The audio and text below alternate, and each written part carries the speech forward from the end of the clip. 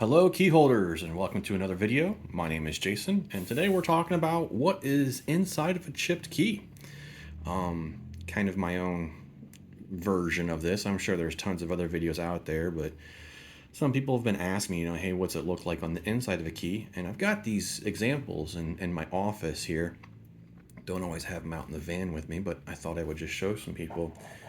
A lot of people really don't know that they have a chipped key. And this key right here is a great example. This is a Chrysler, Dodge, Ram, type key.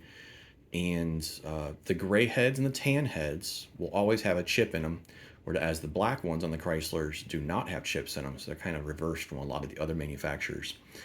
But the chips that are in here are ceramic. On the Chryslers, they're usually dead center. And this is an actual factory key. This one, I believe, was I think it was from a Neon, like a Dodge Neon. And what happened is they dropped it and they rolled over it with a lawnmower and they didn't know why it didn't work. And if you look, you can kind of see that it's bent just ever so slightly. And if you follow that bend, you can actually see, there it is. You can see how that chip is cracked. And this key stopped functioning for the customer.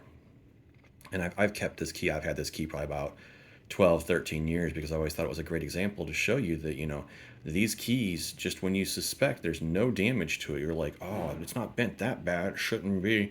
Yeah, nope. These chips are ceramic.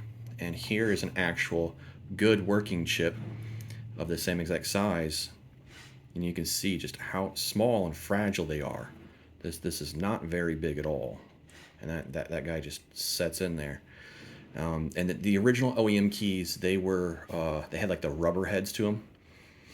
And yeah, this one had like the Dodge logo across it and so forth. But yeah, this is the type of chip that's in there. And you can see how fragile they are. And this is probably one of the earlier Dodge ones. Most all chipped keys now today use this type of ceramic chip. This is a universal replacement that I can program to be many different types of vehicles, called a super chip. Anyways, going back in time, Ford was one of the first ones here in the United States to do chips. And now this is an early type chip. And Ford made them out of glass. This is actual glass. And you can see the electronics inside there. It is crazy. And then the antenna ring. And these guys were super fragile, kind of like a vacuum tube almost. And if the glass on this broke, you need a new key. And so a lot of the early Fords were susceptible to that type of breaking. And you can see on the early Ford keys, the reason it was offset was to fit that guy in there. Yeah, ain't that crazy, huh? And now this one's a replaceable shell, so I can replace the chip and do what I want to with this type of a key. And so there's probably a ceramic one in here now. I don't like carrying the glass ones, but I have this one because there are some vehicles that are super picky and they have to have the glass. So I keep this guy around. I keep a couple glass ones around every now and then. But there you go, guys. That is what it looks like inside of some of your chipped keys. I mean, there's, Chevy, Dodge, Plymouth, Chrysler, Jeep, right here on the right side. And then over here on the left, I know it's rotating.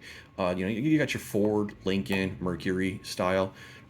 These were first introduced as early as 97, 96 era, but became standard issue by 1998. And they ran these chips up into about 2001, 2002 era. And hold on, I'll show you one of the newer ones.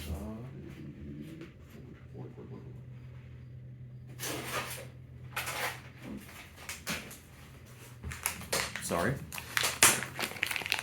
Your newer Ford looks like this. And this guy actually here is an empty shell. So, and notice that I can use the glass there or the ceramic. Fit that ceramic right in there. like so. And then you can fit it straight into there. And whoop, we just made a key. Sometimes it's that simple, not always. You know, sometimes it's nice to, say a customer did damage their key and I'm able to pull the chip out. It's nice to have these shells on hand just to pop their chip into it and cut the key and send them on their way. You really don't have to program anything if you're able to salvage the chip out and, you know, pass the savings on to them too. It's kind of a nice feature. Don't do that too often, but sometimes you can. Anyways, if anybody ever has any questions, shoot me a message here on YouTube. Shoot me a message on Facebook. I don't really care. I love answering questions for people. But anyways, guys, keep those keys turning. Hope to hear from you.